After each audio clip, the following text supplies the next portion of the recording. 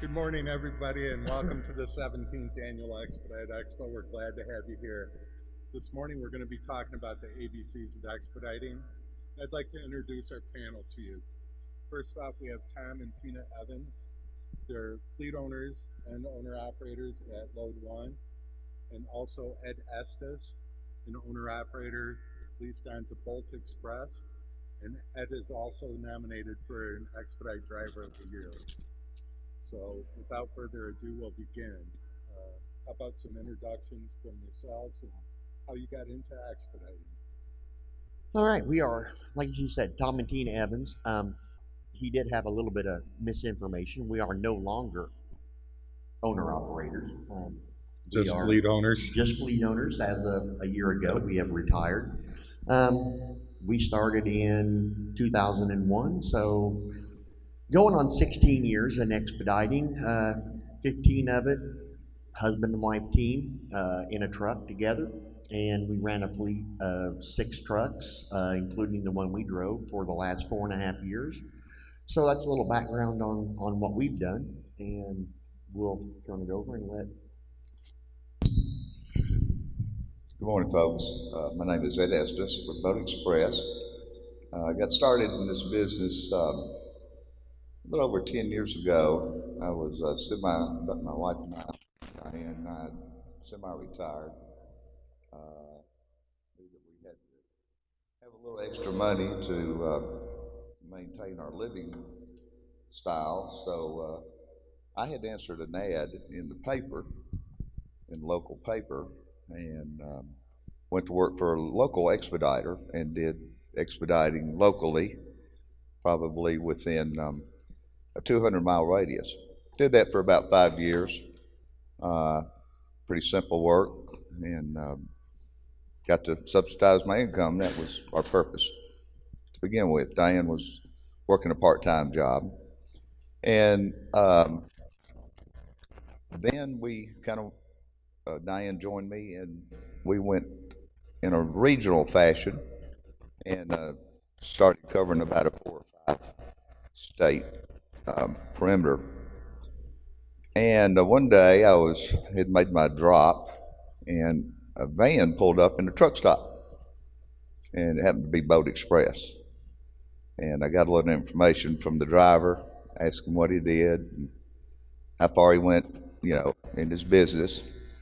Got Boat Express's phone number off of his van, called Boat Express, lined me up for a recruiting session, was hired, and that was 6 years ago. Been in business since. Diane and I cover the United States and Canada, and we've seen a lot of the country and a lot of Canada, and we enjoy traveling and visiting historical sites, etc.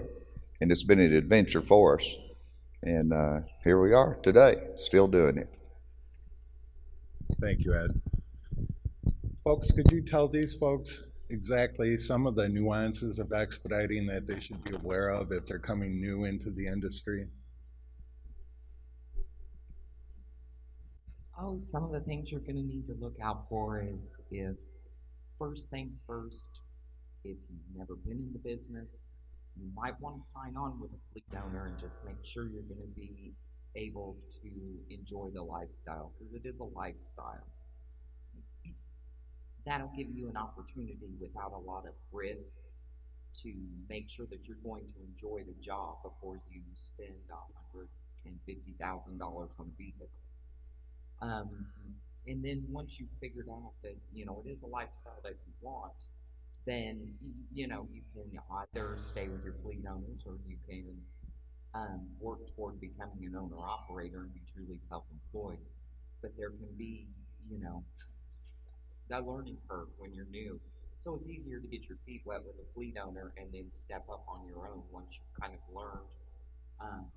We invest a lot of time with our drivers, and we really teach them how to manage each individual vehicle that they're in to make the most profit for all of us.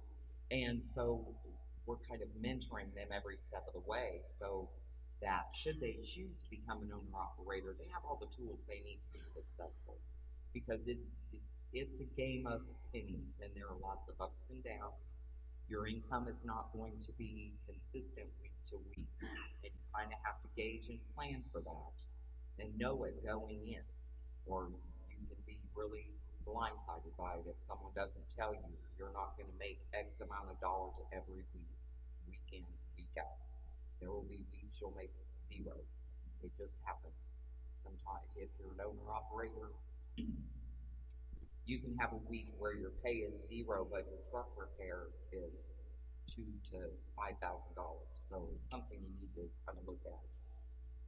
Thank you. And just to elaborate a little bit more on that, Tina mentioned lifestyle. And it truly is a lifestyle.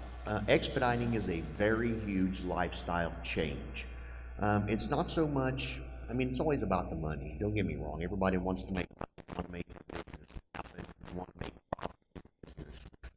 But it is a lifestyle change. You do give up certain things for this expedite lifestyle, which can be very, very rewarding, but also costly. You give up a lot of time. You give up a lot of everything to do expediting. So be prepared for, not necessarily just an income change, but a lifestyle change. It all evolves around you being able to change your lifestyle and be prepared at home in order to do this business. It's not like any other small proprietorship. It's totally different. You have to really get yourself prepared to get into this business in order to survive and make it work. You got to plan. You've got to see to it your bills are taken care of. You can't come into this business with a huge amount of debt. We've had people talk to us that said, "Oh, my bills at home are $5,000 a month just to pay my mortgage, my car payments, my electricity and water." And if you're coming into this business with that kind of debt, it just doesn't work. The income is great, and you can make a lot of money, and you can do very well. But if you come into it with a lot of debt to start off with, you're kind of putting yourself in the hole, or putting the cart before the horse, as we say, to start with. So just keep in mind that you really need to get yourself settled and get yourself a good start by being financially not taking care of, but financially planned before you get into this business. Thank you, Tom. Ed, did you want to elaborate on that? Well, I hope that is good advice. But could I have a show of hands of those of you that are in the expediting business now? Okay, very few. So most of you are here to explore the possibilities. As Tom was saying, like any business, you need capital to start, okay, to be successful. A lot of folks get in this business without any capital, and sometimes, they fail because of it. It's a business that takes little investment, more time, but as Tom and Tina were saying, you need to have capital in order to take care of your expenses. And if you start out in the business without it, it's going to be tough. I'm sorry? Yes, it can be done. It can be done. Tina and I were extremely stupid when we started in this business 15 years ago. And we came in with minimal capital, but no experience, bought a truck, and just went out there, and for us, it had to happen. We had no choice. I mean, we got into it, and once we got into it, we said, "Oh my God, what did we get into?" And we had no choice. Failing was not an option. So for a lot of you that get into this business, if failure is not an option, then you probably do okay. But if you're not dedicated, it's going to be tough. So, has been said, you've got to have some capital, and you've got to have a plan. If you're not going to have that choice of, I'm either going to fail or I'm going to succeed. And it's probably a whole lot nicer to have a plan than to have to, deal with, am I going to fail or am I going to succeed? Because That's not a pretty thing to go through, believe me.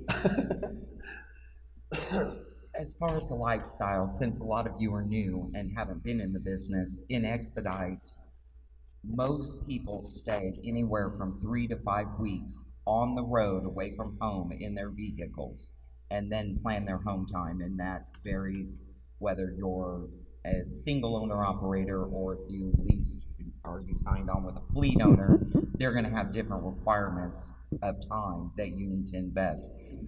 That's the other thing. If you're going to sign on with a fleet owner, please make sure they have a contract and you read it twice and understand what you're signing and what the details in your lease agreement with your fleet owner are going to be. Thank you. Ma'am, you had a question?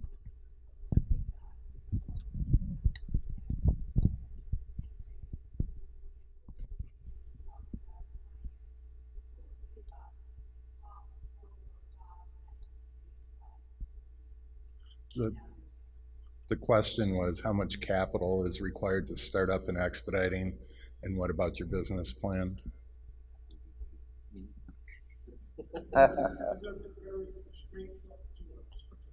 It most definitely does. It a straight truck, okay. If you're very financially frugal and careful, it's kind of, I've always been that way. I would say you could get in with as little as 5,000, but we recommend 10,000 once you're out and on the road, because you're going to need, if you have a $5,000 truck repair and you need then a paycheck of $3,000 to keep your life running every week, you're going to need to have that much in reserve for the week when your truck is down and you owe money on it to get it out of the shop, because it'll be locked in a gate until you pay the bill.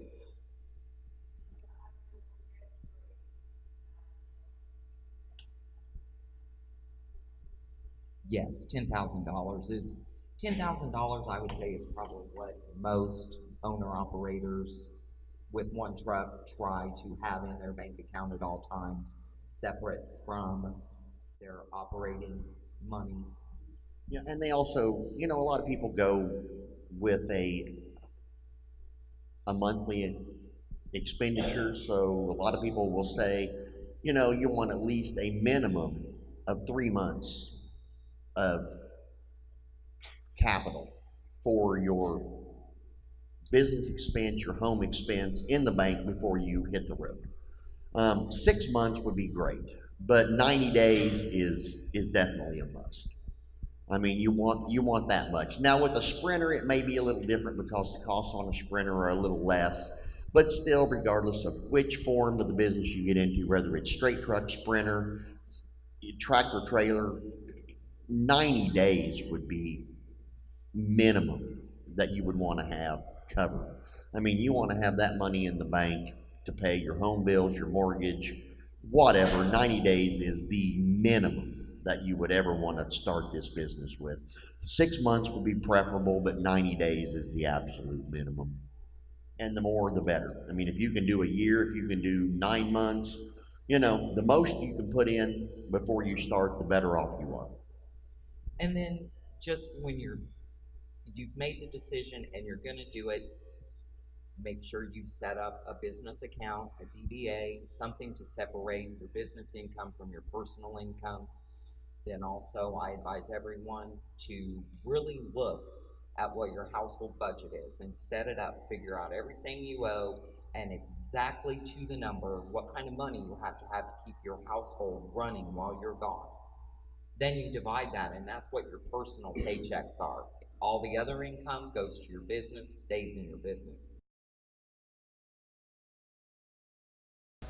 Live on the minimum to your personal side that it takes to run your household and keep all those bills and things going. And don't forget lawn care when you're gone, unless you've got someone at your home who's going to be there to mow your grass and check on leaks and pull your mail. There's a lot of different things that are involved with being away from your house for 5 weeks. If I could add to that, if you do decide to get into the business, you need an accountant.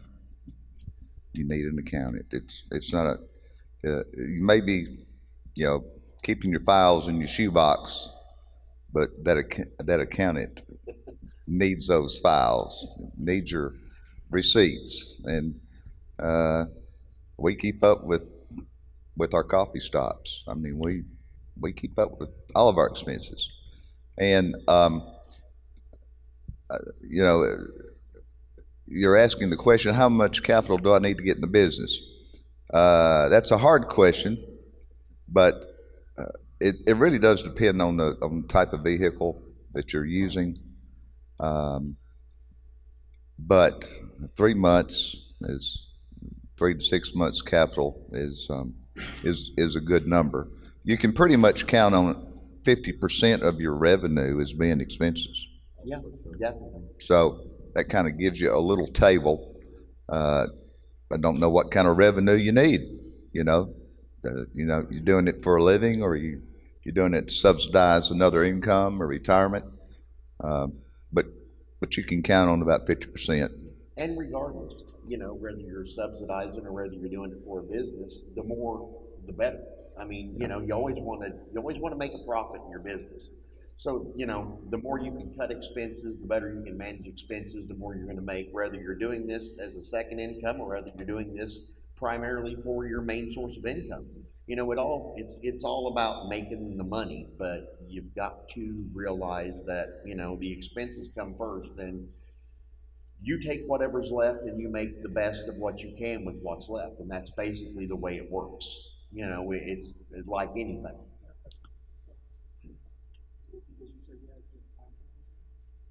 Well, we have 6 trucks and 7 drivers. And are they all supervans or they're streets? No, all straight All trucks. straights. With teams or no? 1 team, 5 solos. Solos. And let me answer this. How do you keep your drivers? How do you keep your drivers was the question. Yeah. Well, Thank you, Ed. and we pride ourselves on keeping our drivers by treating them well and respecting them. We give them a very good pay plan. We give them very good home time when they want it. We work with their schedules no matter what happens. If they have something going on, as long as their mom doesn't die twice in 4 months, no matter what they need to do, we see to it that they get home. As long as they let us know, or if they have an emergency, we make everything happen for our drivers. It all centers around our drivers, and they do good for us. So in turn, we take care of them, and we do whatever it is we can do to get them where they need or what they need to do when they need to do it. And it starts a little bit in the hiring process as far as retention. A lot of times guys that have been in tractor trailers aren't necessarily a good fit for this, so we'll have them answer an ad for us, and when you talk to them, you know they're going to be antsy because there's some sit time involved in this job. We usually move on from them, but starting with that initial guy that seems to understand that you want to help him learn how to run the truck as a business, whether we're sharing that profit because it's a business arrangement, or he moves on and gets his own truck. I'll be just as happy to train somebody else. But for right now, most of the people we have are perfectly happy to let us assume that risk and draw their paychecks. So, they know that if their truck goes down on the side of the road, they text us a 911, and after that, we're sending the tow truck. It's going to the shop. They're going to a hotel, and all of that is covered. That's in their agreement. That's our lease agreement. If you sign on with some fleet owners, that might not be the case. That's why I said read your contracts. But they know we'll take care of them, and we'll pay them every week on time, exactly per the contract. Not all fleet owners do that. There are a few floating around the industry and most of us in the industry know who they are. But they're out there. So details, but we just take good care of them. For their 4 weeks out, they get roughly 9 days home, where a lot of companies 4 weeks out is 4 days home. You get 1 day per week out with some fleet owners, and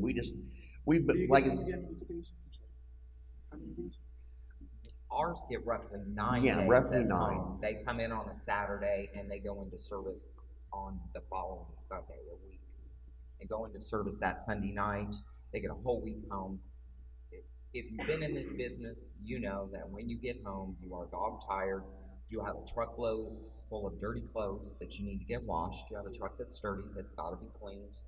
And then you've got to unload all that stuff and reload it. And you're just dog tired. That eats up 4 days in a hurry. It's You like can't, yeah, hammering you can't have any home life or get anything taken care of if you're just getting 1 day off per week. So that's the other thing that makes us a little bit of a different fleet owner than most, is that we've been on the road. I mean, you know, we drove for 15 years together, 24/7, 365 in a truck. So we know what it's like to be out there on the road, and we don't want our drivers to have anything less than what we did. One of the things we tell our drivers is, we will never ask you to do anything that we haven't done. And, you know, and we won't. And the most important thing is, you know, making your drivers feel like they're part of a team, part of a family. We want them to understand that we've been out there, we know what you're going through. We're going to be there for you. We're going to help you. We're going to do everything we can possibly do to make your life on the road as enjoyable and as easy as possible, and not make you worry about getting paid or getting your money, or not worry what happens if the truck breaks down, you know. And the company that we're with has instilled a lot of that upon us too. Load One is a very family oriented company, so therefore we kind of direct our fleet the same way that our company owner directs our entire company. And a lot of that goes hand in hand. It just passes down from the top to us, to our drivers. You know, you've got to be taken care of. If you want to keep people in your trucks and you want them to do what they need to do, take care of the vehicle, spend the time to, you know, my drivers, if they break down, they call me and they say, I'm broke down, and I'm, where you at? You know, and they'll tell me, and I'll say, well, we need to, you know, find somewhere. Half the time they say, I've already looked and I've got a place, it's so and so and it's this far away. What do you think? And I look on the internet, do a Google search. I try to get as much information on the place they found that's as close to them as you know, can be. And, you know, I send them. You know, they've already done that work because, you know, they're so close to us. Our fleet is really nice. We had, oh goodness, I've lost 4 drivers in 4 years. 2 of them were medical, the other 2 we actually let go. So we've had basically no turnover. And it's all because of how we operate and what we try to do for our drivers. And it's very important. We've got to put you guys first as fleet owners. And just picking out the right driver to start with makes a big difference too, finding that person that's eager to learn and work with you. She had a question.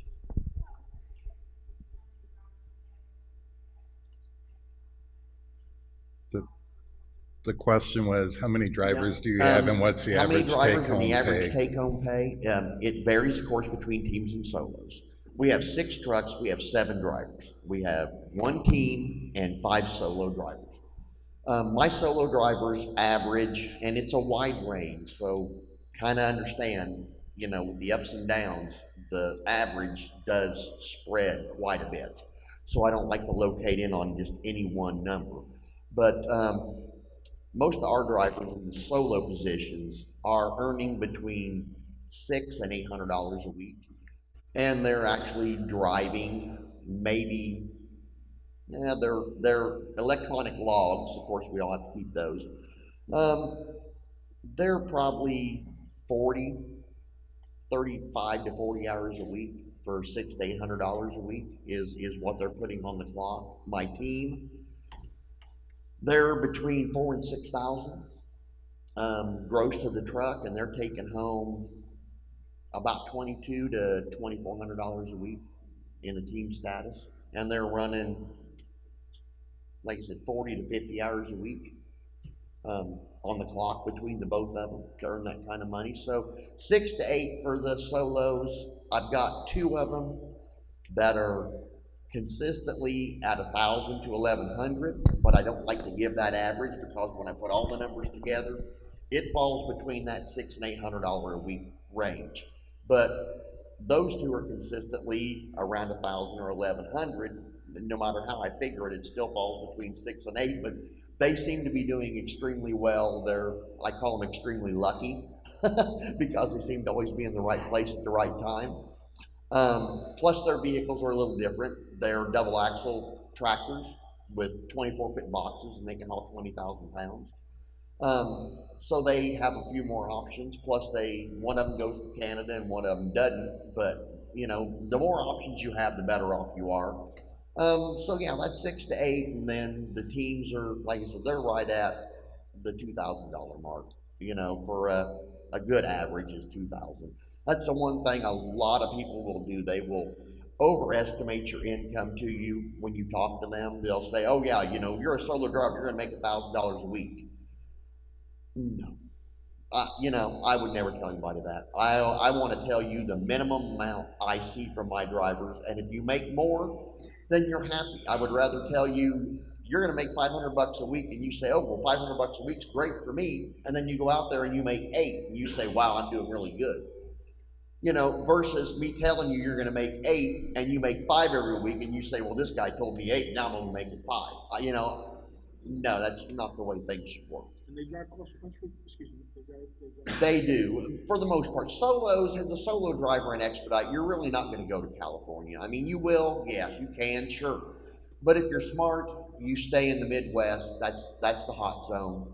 You know, you're going to run a 16-state area as a solo. Basically, you're going to run from Pennsylvania down to Georgia and across the Gulf Coast, back up through Kansas City, Michigan, Illinois, Indiana, Ohio, and everything in that circle is where you're going to be at as a solo. That's going to be where you earn your money. As a team, sure, you can go anywhere. But as a solo, that's going to be your main thing.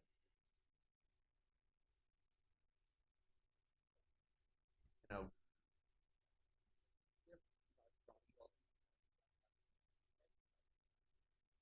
so basically, so if you take a load to Texas or you take a load to California, you've got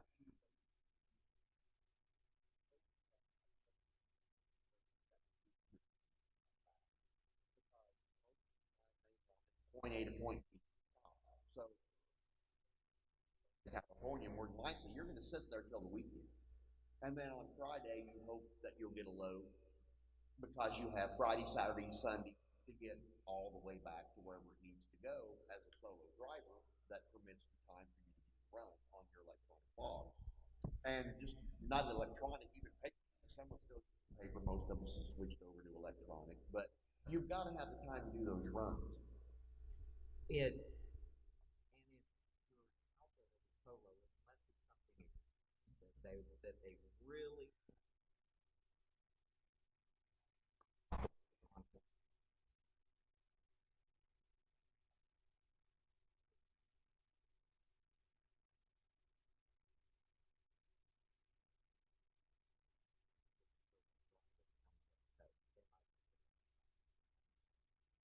You know, that brings up a good point. We've got a lot of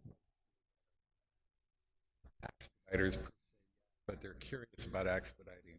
And one of the things that I've seen over the years is folks do not have a good understanding of what expediting is. So could you talk about what expediting actually is? Could I elaborate a little bit? How many folks here are planning on driving a Sprinter or cargo van? Maybe most of you. I know that you have a lot of business questions, and we're running out of time. Um, and just know that such as Tom and Tina, you know, they're in the straight truck business. Load One offers, you know, job placement for van Sprinter drivers as well as the big trucks. And there'll be a lot of brokers out on the floor for the show, for the expo show, and you can get a lot of your questions answered there. I think one of the most important things is that you've got to find a broker that's going to fit your needs, and then once you do that, it's important that you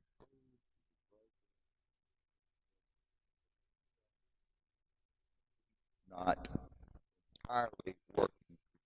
It is a two-way street, and a lot of folks in the business think it's all the broker's responsibility to make sure that the driver is earning the income. Let's use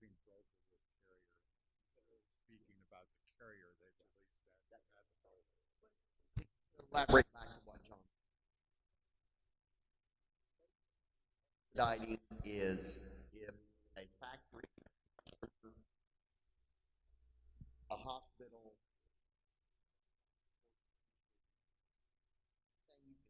if they're not making mistakes or forgetting something, we don't have freight. If they don't have something that's high value or time sensitive that they want on a vehicle by itself, so it doesn't get damaged, it goes point A to point B nonstop, we don't have freight. That's what expediting is. It's emergency freight. So it's not like tractor trailer. You're not pre-planned the biggest part of the time. You don't drop this load, drive somewhere, pick up the next. You drive, you sit, you wait and hope that, you know, there is a mistake being made, which happens a lot. I mean, it happens a lot. There wouldn't be a need for this business if it doesn't. The automotive industry makes a lot of mistakes. You know, so does aerospace, the medical industry, electronics industries. They all make a lot of mistakes. They all forget a lot of things, and they use us to get that stuff there. We have a question.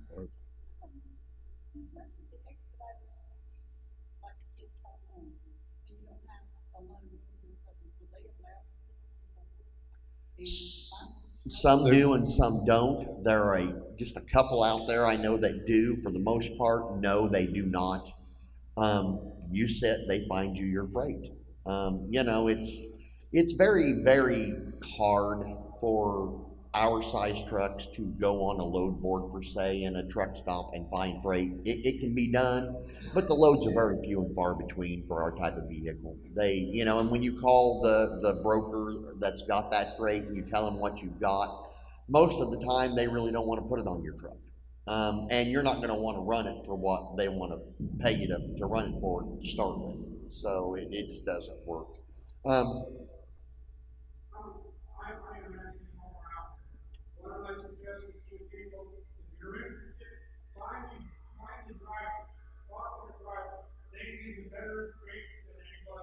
They will. That's very true. That's very true. Find and talk to drivers for the company that you want to sign on with, and talk to them exactly about what's going on with the company you think you want to sign on with. That is very good information. Yep.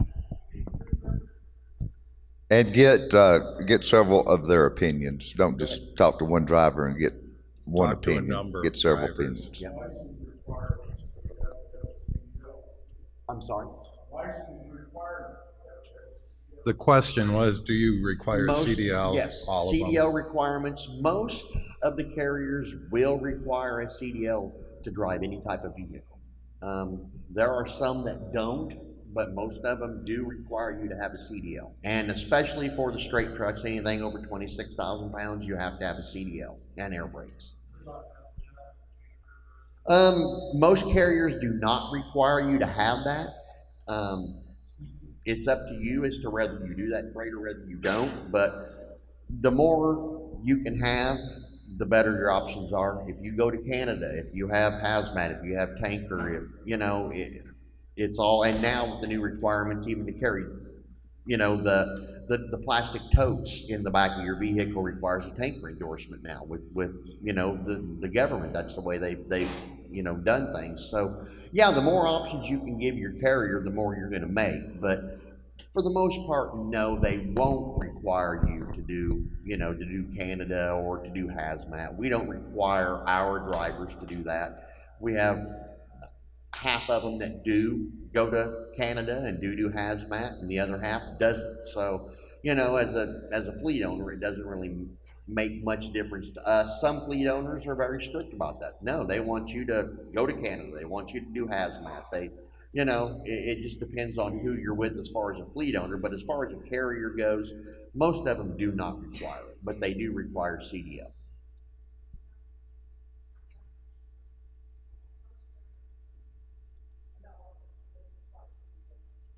Right. Some of them do not. The company always has, or the carrier always has the right to supersede what is required by the government because they are assuming risk exposure. Right, and most carriers take out advantage of that also. They do. Most of them do supersede the government quite a bit. I know we do as far as inspections and things like that at Load 1, we go above and beyond what the government requires. Can you talk a little bit about maintenance and how much you put aside for maintenance, vehicle maintenance? Well, it's kind of we look at it as a third, a third, and a third. Every week, you know, it's a third to us, a third to the driver, a third to the truck. So, you know, basically, so you want to say that 33%. You know, basically every paycheck, 30% is going into a fund to operate the truck and take care of it and do maintenance and save for whatever might happen. That's kind of why I said work your budget backwards. As long as you're writing yourself a paycheck that covers your home expenses and the rest of your money is going into your business fund, it should always be there to cover your maintenance. But 33% is a pretty good number. But we're frugal, I guess. We save it. You know, there's going to come that rainy day when you want that money to be there. So we've just always paid ourselves personally a paycheck. The rest of the money goes to the business and the drivers, and that's where it stays. Tom and Tina, tell the folks what is your highest maintenance bill you've ever had? And I'm going to assume it's an engine replacement or an overhaul. And what was that amount? No, don't say that. We've never. I'm going to knock on wood for you. But I would say, luckily enough, knock on wood, if I can find some somewhere, in 15 years, our highest bill has been.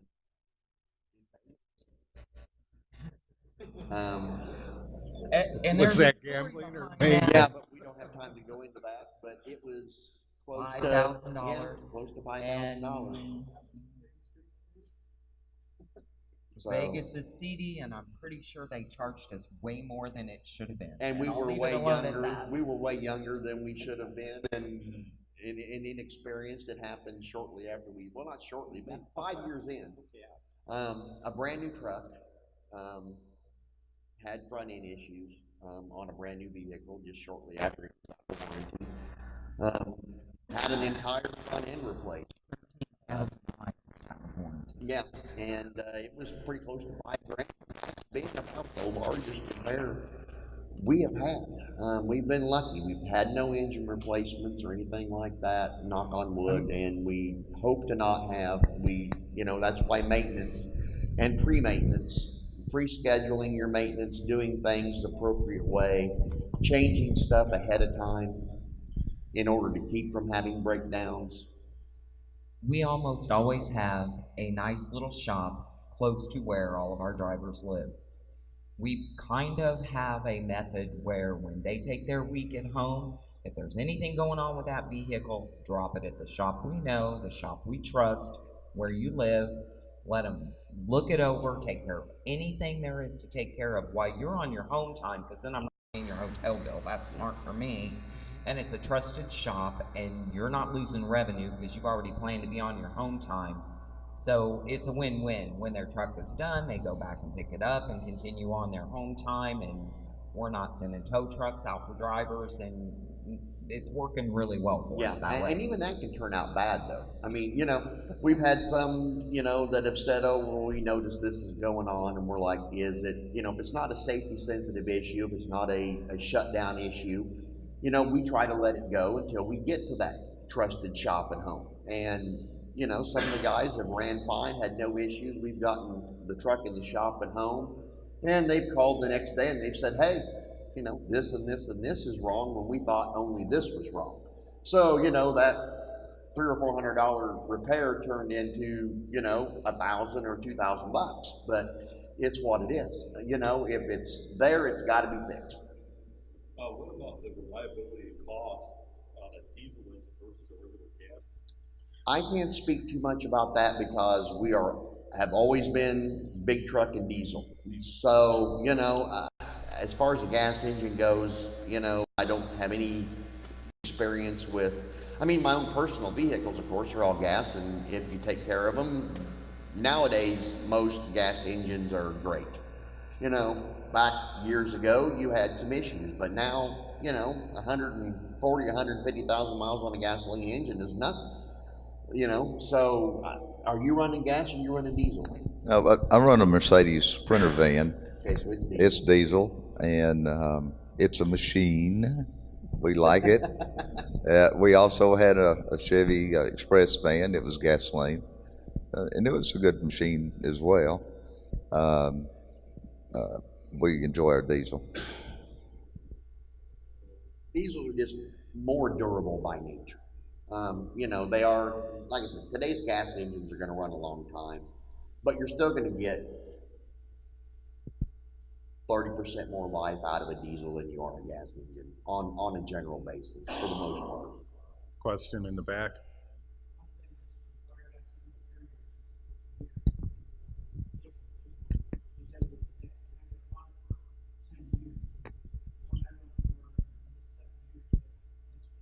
Well, some yes and some no.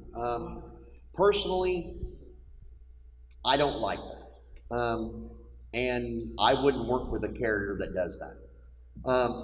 You know, if you can, I mean, if you sign on with a carrier and you're trying to bring a vehicle there that's 15 years old, I understand it. But if you've been with a carrier, for them to require you to replace a vehicle every 7 years when you have been with them for 7 years in that vehicle is ridiculous. You should be able to run that vehicle as long as it is well maintained, it looks fine, you've taken care of it, you've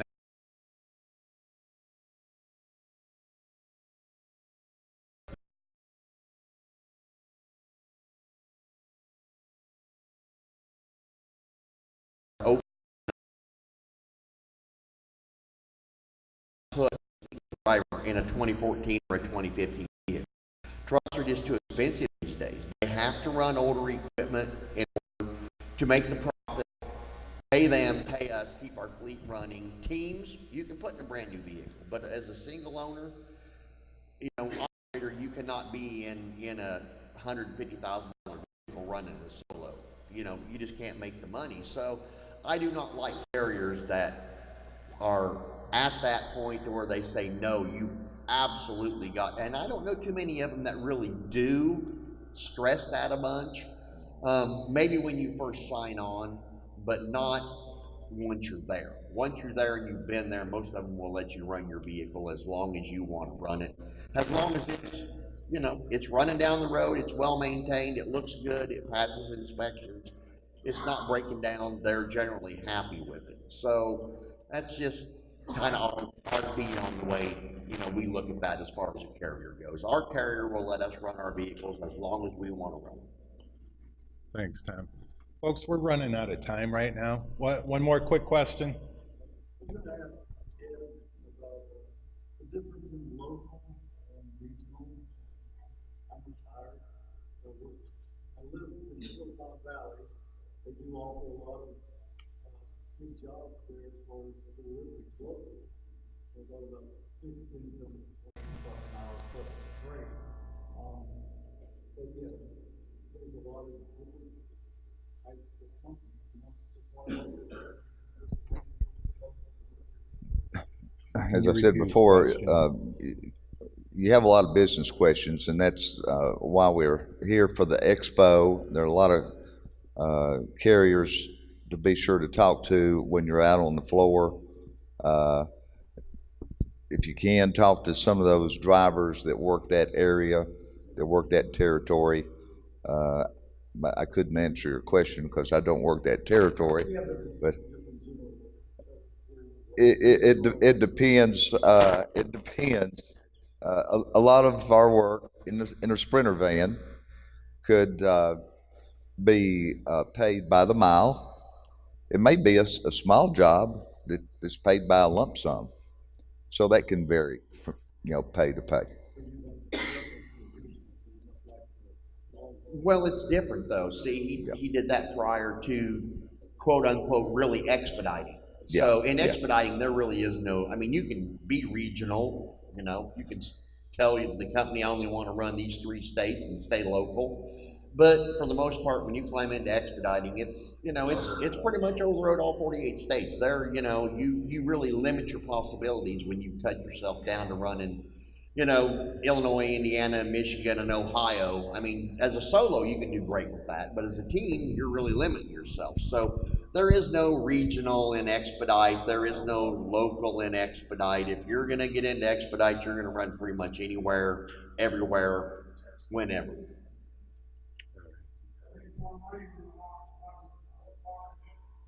Yeah. So to close everything out, you know, for all of you that are, you know, thinking about getting into the business or going to get into the business, just make sure you're very well prepared. Feel free. We're not by any means, get me wrong, trying to recruit anybody, because I'm a part of EO. I'm a moderator for Expediters Online that puts on the show here. So I'm here for them. I'm not here for Load One. We're not here as fleet owners. I have no vehicles available. All my vehicles are filled. My fleet's full. I'm happy. But we're here for you guys. So we're at Load One's booth after the show opens today. If anybody needs any questions answered, they want to talk about anything any further, come by, talk to me and Tina. That's what we have done. This is our 17 years of expos. This is our 15th one. We've been speaking and doing these and trying to inform and teach you folks for basically the 15 years we've been doing these shows. So, you know, no risk with us. You're not going to get a bunch of bull crap out of us. We're not going to try and, you know, sell you to Load One. We're not going to try to recruit you as drivers.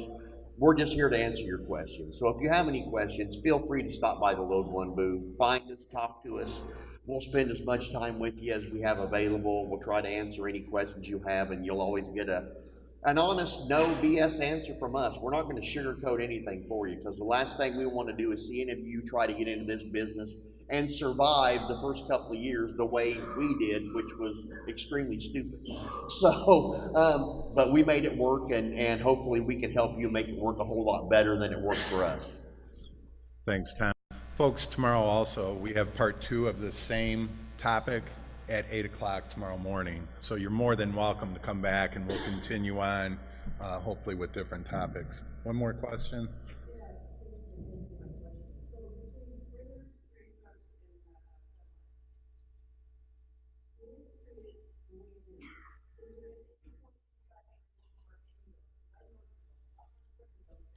The question is the saturation as far as different vehicles. Sprinters are extremely saturated in this market. That's why when he asked how many, you know, we're driving, everybody, I said, oh, wow. We see so many, and it's because the Sprinter market is so easy to get into.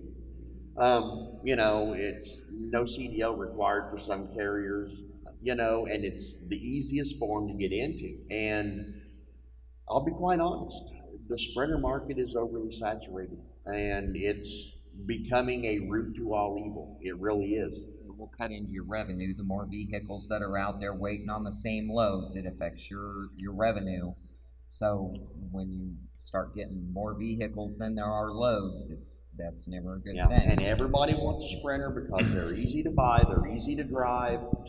You know, it's easy to get into the market, and it has really created an issue. Yeah, I'll try to make this quick. There's indeed a large turnover in the Sprinter expedited business. A lot of that is due to lack of capital to begin with, and a lack of patience. You know, you're learning a new business, and the carrier is depending on you to provide a service. A lot of new folks in the business don't realize that, don't perform, and there's a lot of turnover in the business. You're going to have, I think, a national average 48-hour wait time between loads. You know, some people aren't cut out to do that. So there's a lot of questions asked, a lot of business questions asked again, and we're out on the floor to answer those questions. Come by and see us. All right, folks, we need to end this session because they have another one coming in here. But again, you're more than welcome tomorrow to come back and visit us again, and we'll continue on with part 2. Thank you, Tom, Tina, and Ed. Thank you for attending and see us. Yeah. If any of you need to talk any further, please come see us. We're there for you.